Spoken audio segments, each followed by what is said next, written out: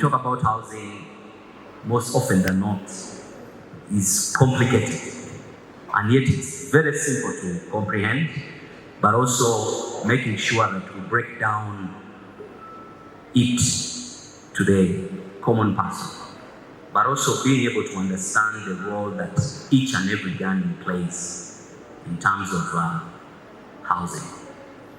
I'd like to take this opportunity to thank all our partners who have turned up today. Without partners as Next Media, we cannot be able to achieve. We call it SDG number 17. As Next Media, we are most looked at as a media house whose primary role is to produce news content. But beyond that, social impact is so important. Without us playing a role in our communities, in our country, we cannot continue to impact Ugandans unless we have initiatives like the NBS housing Baraza. It is so important.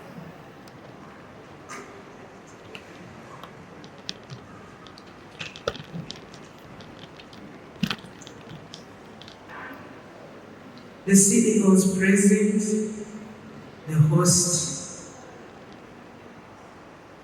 those from banks that fund the sector, those who are producers of materials, those who are the people putting the policy in place, the fellow politicians, and those implementing the policy in the communities. In a special way, the NBS family. Good morning, everybody. I'm so happy to be here for this kind of innovative discussion around the challenges that face us, but also looking at the future. So, I come in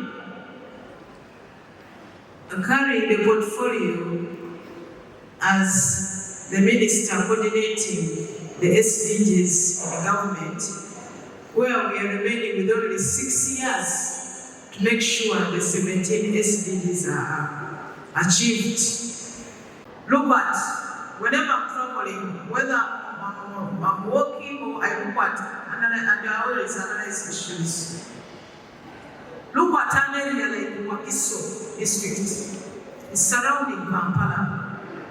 Very few Ugandans can afford to stay in Kampala in decent housing. The majority of those who are in Kampala is not decent housing.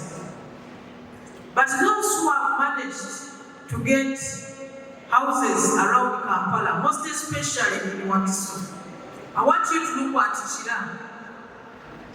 Chira is now a modern area. But when you look at how much is government contributing to the housing sector, it's very small. The biggest actor is you, the private sector.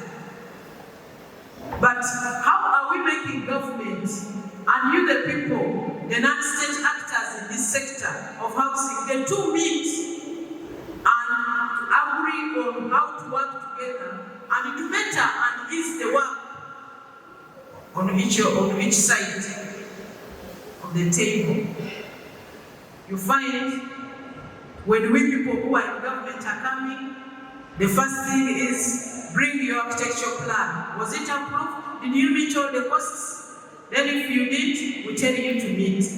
When you find you cannot meet the costs, what we tell you is that please go and make sure you pay. And after you have paid, you are constructing, we come to confiscate your wheelbarrow. Instead of us aiding you to do your work, we complicate your work. Then what you have to do is to compromise us at a certain point with whatever you've chosen to do for us as an individual. This time not as an institution, but the individual. How is technology helping us to preserve our local materials, but also preserve our culture in terms of housing? If people are leaving Europe to live in their places to come here, People are leaving Asia. People are leaving America to come here. When they come here, they're going to stay in the same concrete and the iron sheets. How are we making them stay in our cultural houses? How are we modernizing our local technology to meet modernity so that we make money out of it? This falls under your sector. And you are doing it practically. But at the same time, NBS is helping us to pass over information, bring you government, and bring us government and you, the non-state actors together, so that we have a discussion and find a way forward. It's always hard in the beginning, but once you have put it in your mind, there is nothing impossible. When we talk about the construction materials, technologies bringing in, making the construction materials being taken up for different issues, for different innovations other than the construction. As we talk, we are one of the countries with the best sand to make glasses. Now, if these people who own land and the government has already taken on sand as a mineral, so when the sand is taken on and they are making glasses, how will those glasses be affordable to the ordinary people who we are supposed to serve? And these are the communities where we come from. So when they make glasses, will they be affordable to them? Will they be accepted by us in our cultures? What do glasses mean in our cultures? You remember very well when those Europeans came. Some of them would entice our kings. Then, by giving a mirror, to be able to see himself and feel good. You know, all the kings were men. So while the men talk of women wanting to move with mirrors, but it's the men who first admire the mirrors. By offering land and our minerals to the Europeans, because the mirror was able to show how big his beard is. How sustainable is that anymore these days? Because we are no longer going to be interested like that. But when the sand has been taken for making glasses, how will we be able to afford housing for the ordinary people? These are issues that we must discuss. Then when it comes to issues to do with, okay, then what alternatives are we offering? We are saying under climate action, under SDGs, we're now COP28. Now, you are chasing us, we are chasing you, we are saying we live where the clay is. Because that was our alternative, where the mud is. We're saying you live. What alternatives are we offering to them? Yes, we may have the petrochemical products that are coming on because of the oil industry. But how safe are they for us to land stay in them? And will they withstand the conditions here?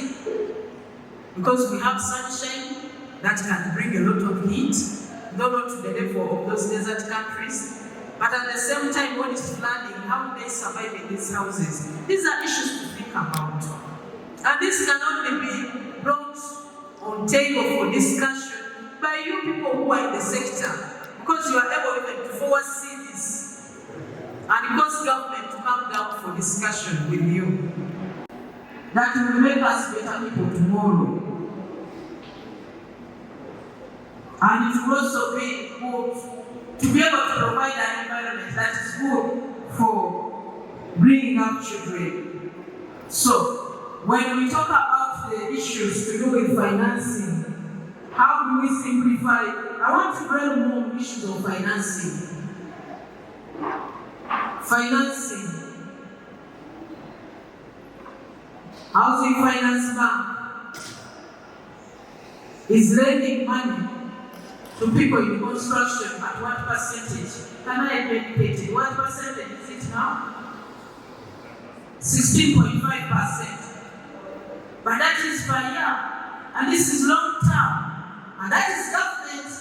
How about the private sector? What can we do to pull it down? I want to go back to the other point where I say, you people in real estates, can you have a discussion with URA commitment for making Uganda better for us today and those who come after us. I thank you so much.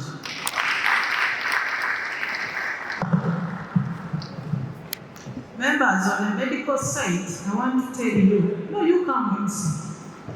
You should always be clapping loudest, because when you clap so much, that is one way of avoiding a stroke. Thank you.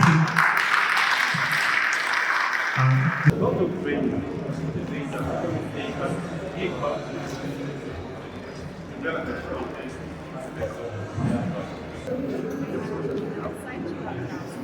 for example,